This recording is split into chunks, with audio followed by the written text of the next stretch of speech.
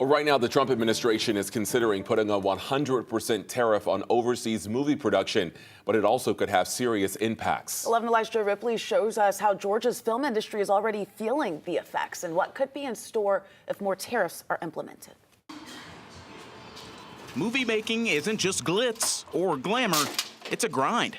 Television and film producer Darius Evans has seen Georgia grind and grow its film industry to new heights. The last 3 years, we did about $4 billion in spend, direct spend on film alone, not including other areas of television and entertainment across the state. Evans says recently, rising costs have shifted a lot of production overseas, where unions and guilds have looser financial constraints. Most of the producers and production companies that I speak to would prefer to do it here, but it's always a business decision, a financial decision to go overseas and shoot. Now, the Trump administration is considering putting a 100% tariff on overseas movie production. It would fall in line with an economic policy centered on tariffs designed to bring business back to the U.S. It creates a tectonic shift in the industry as we move toward paying less to producers to produce a higher level of content. Evans says it's tough to put a tariff on intellectual property,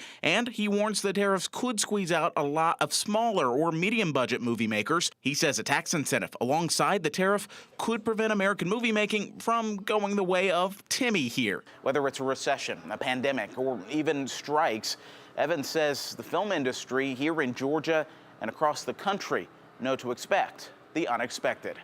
In Atlanta, Joe Ripley, 11 Alive News. And our thanks to Joe for that report. Now, Evans says it could take months or years to feel the full effects of these proposed overseas tariffs.